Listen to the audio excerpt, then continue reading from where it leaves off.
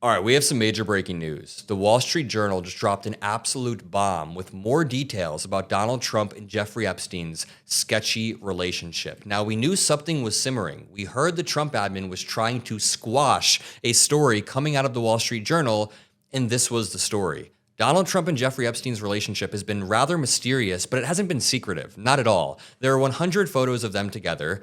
Jeffrey Epstein said Trump was his best friend for 10 years. Trump said Epstein is a great guy and he's known him for 15 years, so the relationship was not secretive. But I would say there are still mysteries about their relationship that we are now getting uncovered through this article. This reads, Jeffrey Epstein's friends sent him bawdy letters for a 50th birthday album.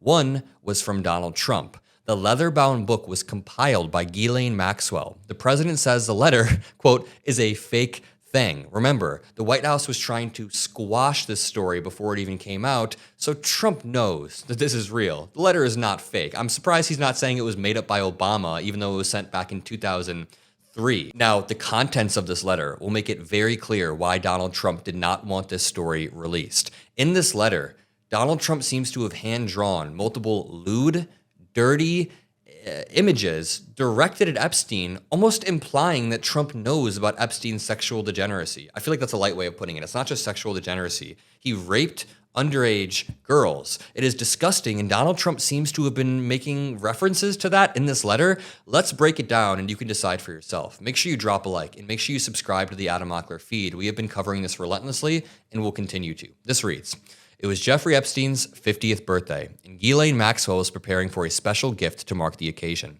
She turned to Epstein's family and friends. One of them was Donald Trump. Maxwell collected letters from Trump and dozens of Epstein's other associates for a 2003 birthday album, according to documents reviewed by the Wall Street Journal.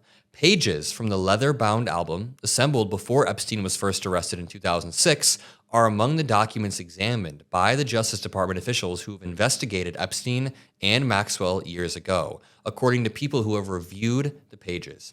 It's unclear if any of the pages are a part of the Trump admin's recent review, but I use the words recent review lightly because I don't know how deeply they went through it. I'm pretty sure Pam Bondi saw that Trump's name was littered throughout and was just like, yeah, we're not going to release this. We're going to send out a memo saying it doesn't exist. Then it says, the president's past relationship with Epstein is at a sensitive moment. The Justice Department documents, which people call the Epstein files, and who or what is in them are at the center of a storm consuming the Trump admin. On Wednesday, after angry comments about how the files are a hoax created by Democrats, President Trump lashed out at his own supporters and lost a lot of goodwill. Now this reads, the letter bearing Trump's name, which was reviewed by the Journal, is bawdy. It's dirty, like others in the album. And this is the thing. Do I make like dirty jokes to my friends or like draw penises and like send it to them? Sure, whatever. But this is different. This is a sexual offender or somebody who is raping young girls behind the scenes, and Donald Trump was partying with him, pointing at girls at parties. You guys know the clip I'm talking about, where they're pointing at girls, and you are sending sexual innuendos to a child rapist? That is disgusting. That is disgusting. Sorry, to continue though.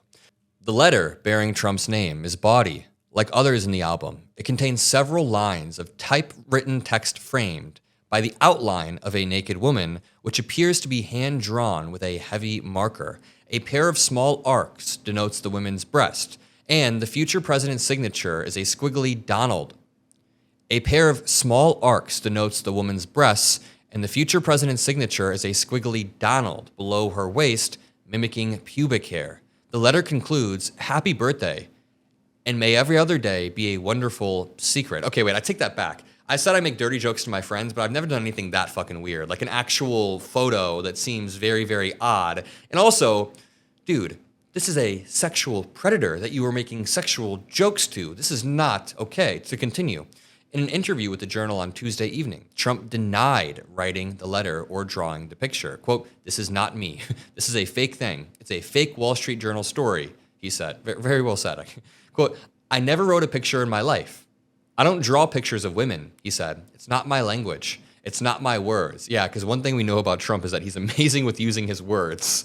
Honestly, it wouldn't even surprise me if Trump had somebody else draw it, but still, the entire concept of Donald Trump sending lewd innuendos to somebody who is actively raping young girls while Donald Trump is flying around on his jet, being buddy-buddy and pointing out girls. You guys see the image that's coming together here. And I haven't even referenced the fact that Epstein died under Trump. Donald Trump fired the prosecutor who investigated Epstein. Pam Bondi has lied about the list. I haven't even touched on all of that. We're just talking about their relationship going back. Allegations that Epstein had been sexually abusing girls became public in 2006, and he was arrested that year. Notice the wording. It became public in 2006, but people knew. People knew. Just like Harvey Weinstein, people knew.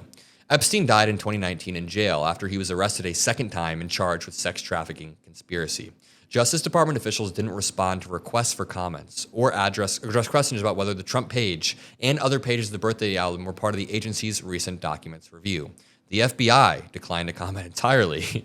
The existence of the album and the contents of the birthday letters haven't previously been reported. The album had poems, photos, and greetings from business people, academics, Epstein's former girlfriends, and childhood pals, according to documents reviewed by the Journal and people familiar with them. So let me get this straight. Ghislaine Maxwell came to Donald Trump while she was engaged in a sex trafficking scheme of young girls. She came to Donald Trump and said, I want you to write a letter for our buddy Jeffrey Epstein, even though Jeffrey Epstein is leading the sex trafficking ring. Donald Trump takes it and goes, you know what? I will write a letter to this sexual predator who, at the time he hadn't actually been convicted, but I'm sure people knew. Trump goes, I'm going to write a sexual letter, like a sexual photo to this guy who is an absolute pervert. It is disgusting. This is like me being friends with Jeffrey Dahmer, but claiming I didn't even know that he was a murderer. And then years later, you find out that I wrote him a picture and it's like a human head on a platter. It's like, okay, you knew, dude. You knew. Kind of a rough analogy, but you guys get the idea. The album had poems, photos, and greetings. Among those who submitted letters were billionaire Leslie Wexner and attorney Alan Dershowitz.